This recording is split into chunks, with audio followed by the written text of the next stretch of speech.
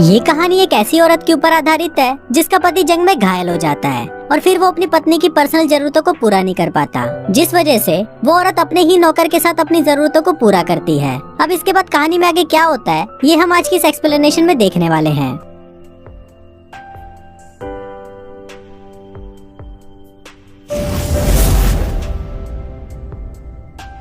का नाम है लेडी चैटरलीज लवर और ये फिल्म 2015 में रिलीज हुई थी। मूवी की शुरुआत में हम कुछ लोगों को देखते हैं जो एक खदान में काम कर रहे होते हैं। तभी अचानक वहाँ एक धमाका होता है और ओलिवर नाम का एक आदमी जो उस खदान में काम करता था वो उनकी मदद के लिए भागता है और लोगों को बाहर निकालता है। पर उनमें से टेडी नाम के एक आदमी की मौत हो जाती है और उसकी डेड बॉडी को उसके घर पहुंचाया जाता है। इसके बाद एक पार्टी में हम कोनी नाम की एक खूबसूरत लड़की को देखते हैं। तभी उसके पास एक आदमी आता है जिसका नाम क्लिफर्ड चैटरली था और वो बहुत अमीर था।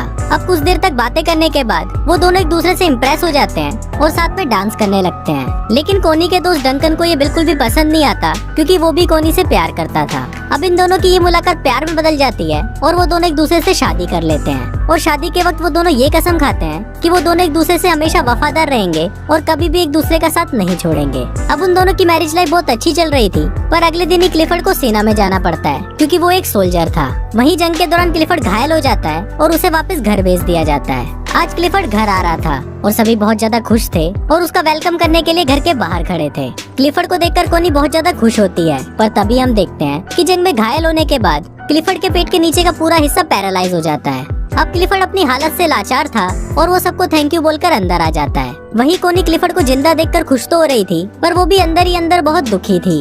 उनकी खुशियों भरी जिंदगी में कभी ऐसा मोड़ भी आएगा ये किसी ने सोचा नहीं था। इसी बात से दुखी होकर क्लिफर्ड खुद को मारने की कोशिश भी करता है, पर तभी कोनी उसे रोक लेती है और वो उसे विश्वास दिलाती है कि वो हमेशा उसके साथ रहेगी। अब इसकी दूसरी तरफ हम ओलिवर को देखते हैं जो अपनी मंगेतर को लेटर लिख रहा होता है। इस बार ओलिवर किसी खदान में काम नहीं कर रहा था, बल्कि इस बार वो जंग में था। कुछ दिनों बाद जब ओलिवर अपने घर आता है तो वो अपनी मंगेतर को किसी दूसरे आदमी के साथ देख लेता है और वो उससे बिना मिले ही वहाँ से चला जाता है। कुछ दिनों बाद ओलिवर काम मांगने के लिए क्लिफर्ड के पास जाता है। फिर जब क्लिफर्ड उससे बात कर रहा होता है तब उसे पता चलता है कि ओलिवर जंग में उसी के अंडर काम कर रहा था।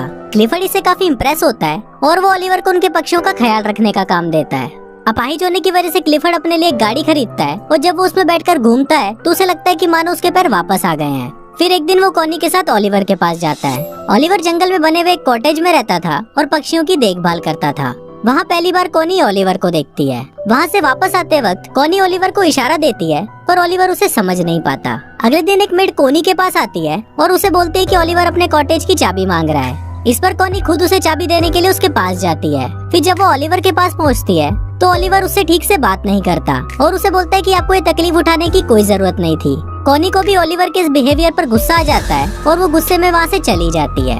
अगले दिन ओलिवर कोनी को एक लेटर लिखता है जिसमें वो अपने बर्ताव के लिए उससे माफी मांगता है। इसके बाद कोनी फिर से उससे मिलने के लिए उसके कॉटेज में जाती है जहाँ ओलिवर अपनी शर्ट उतारकर काम कर रहा था। फिर जब कोनी उसके बदन को देखती है तो उसके भी तन बदन में आग लग जाती है। ये देखकर कोनी खुद को कंट्रोल नहीं कर पाती और वो ओलिवर के पास जाने लगती है, पर तभी ओलिवर भी उसे देख लेता है और अपनी शर्ट वापस पहन लेता है क्योंकि वो कोनी की इज्जत करता था। कोनी को वो जगह बहुत पसंद थी, इसलिए वो ओलिवर को बोलती है कि मैं हर रोज यहाँ पर पेंटिंग करने आऊंगी। इस पर ओलिवर उसे बोलता है कि मैं ये जगह आपके लिए साफ कर दूंगा और मैं किसी और जगह चला जाऊंगा। कोनी उसे बोलती है कि तुम्हें कहीं भी जाने की जरूरत नहीं है और तुम मुझसे इतना भाग क्यों रहे हो। यहाँ कोनी ओलिवर से गुस्सा हो जाती है और वहाँ से जाने लगती है, लेकिन तभी बारिश आ जाती है, इसलिए वो ओलिवर के साथ उसके कॉटेज में चली जाती है जहाँ वो दोनों आग जलाकर खुद को गर्म करने लगते हैं। पर तभी ओलिवर वहाँ से उठ जाता है क्योंकि वो कोनी के इरादे समझ रहा था। कोनी उससे पूछती है कि तुम मुझसे दूर क्यों भाग रहे हो, तो ओलिवर उसे बोलता है कि मैं तुमसे दूर नहीं भाग रहा, बस मैं डर रहा हूँ क्योंकि अगर क्लिफर्ड को हमारे बारे में पता चल गया तो मेरी नौकरी चली जाएगी।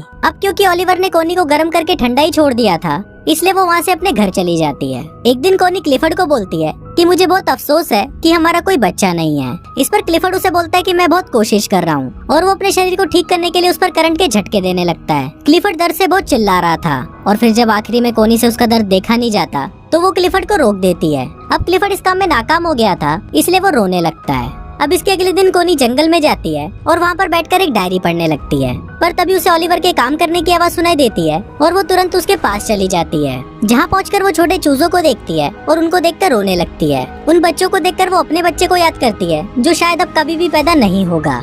अब कोनी को रोता हुआ देखकर ओलिवर उसके पास आता है और उसे गले लगा लेता है। अब ओलिवर भी कोनी को पसंद करने लगा था, इसलिए वो उसे अपने साथ अपने कॉटेज में ले जाता है, जहाँ वो दोनों घपाघप करते हैं। अब कोनी पूरे दिन ओलिवर के साथ ही रहती है और फिर जब शाम होने को आती है तो ओलिवर उसे घर छोड़ने उसके साथ जाता है। जाने से पहले कोनी ओलिवर से पूछती है कि तुमने जो किया है क्या तुम्हें उसका कोई पछतावा है, जिस पर ओलिवर उसे बोलता है कि नहीं, मैं तुमसे प्यार करने लगा हूँ और अब तुम सिर्फ मेरी हो। उसी रात बहुत तेज तूफान आता है और बादल गरजने लगते हैं। ओलिवर को कोनी की बहुत याद आ रही थी, इसलिए वो बहुत ज्यादा दारू पी लेता है। वहीं कोनी की नींद भी उड़ जाती है और वो भी ओलिवर की याद में सो नहीं पाती। फिर वो खिड़की से ओलिवर के घर की रोशनी को देखती है और वो खुद को रोक नहीं पाती और दौड़ते हुए ओलिवर के पास चली जाती है और उसे जाते हुए उसके घर की एक मेड देख लेती है। ओलिवर भी वहाँ कोनी का इंतजार कर रहा था और वो कोनी को बोलता है कि मुझे नहीं लगा था कि तुम मुझसे मिलने आओगी। इस पर कोनी उसे बोलती है कि मैं तुम्हें कभी भी अकेला नहीं छोड़ूंगी और फिर वो दोनों वहाँ पर घपाघप करने लगते हैं। एक दिन क्लिफर्ड के घर पर एक पार्टी होती है जहाँ पर डंकन भी आया होता है। फिर क्लिफर्ड देखता है कि कोनी और डंकन साथ में डांस कर रहे हैं और उसे ये देखकर बिल्कुल भी अच्छा नहीं लगता। अगली सुबह क्लिफर्ड कोनी को बोलता है कि तुम्हारे लिए तुम्हारे पति से ज्यादा इम्पोर्टेंट एक बच्चा पैदा करना है। कोनी हमेशा से एक बच्चा चाहती थी और क्लिफर्ड को लगता है कि इसीलिए कोनी डंकन के करीब जा रही है। पर इस बात से कोनी बहुत गुस्सा हो जाती है, जिस पर क्लिफर्ड उसे कहता है कि उसे इस बात से कोई फर्क नहीं पड़ता कि तुम किसी से भी बच्चा पैदा करो, बस वो बच्चा मेरा होना चाहिए। अब इस बात से गुस्सा होकर कोनी ओलिवर के पास चली जाती है और उसके साथ घपाघप करती है।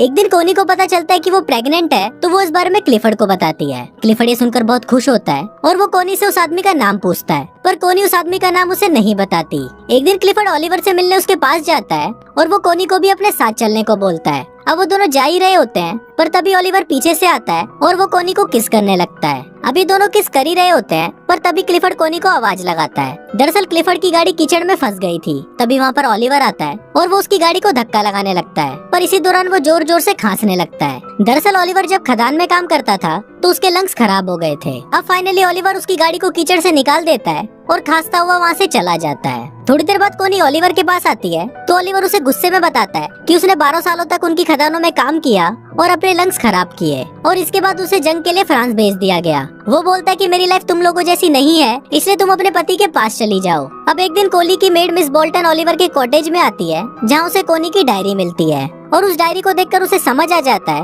कि कोनी के पेट में जो बच्चा है वो ओलिवर का है। एक दिन क्लिफर्ड आने वाले बच्चे की खुशी में अपने घर पर एक पार्टी रखता है, पर तभी वहाँ पर मिस बोल्टन आती है और वो क्लिफर्ड को बता देती है कि कोनी के पेट में जो बच्चा है वो ओलिवर का है। फिर जब कोनी क्लिफर्ड से मिलती है तो क्लिफर्ड उससे बहुत नाराज हो जाता है। इसके बाद कोनी मिस बोल्टन के पास जाती है और उसे पूछती है कि तुम्हें ये बात किसने बताई, पर इस पर मिस बोल्टन उसे कुछ नहीं बताती। अब कोनी को लगता है कि शायद मिस बोल्टन को ओलिवर ने बताया होगा, पर मिस बोल्टन उसे बोलती है कि उसने उसे कुछ नहीं बताया। अब इस पर कोनी रोने लगती है और वो उसे बोलती है कि मैं ओलिवर से बहुत प्यार करती हूँ। फिर मिस बोल्टन उसके पास आती है और उसे माफी मांगते हुए बोलती है कि जल्दी ओलिवर के पास जाओ वरना तुम्हारा पति उसे मार देगा। ये सुनकर कोनी भागते हुए ओलिवर के आउट हाउस में जाती है और देखती है कि वहाँ पर कोई नहीं था।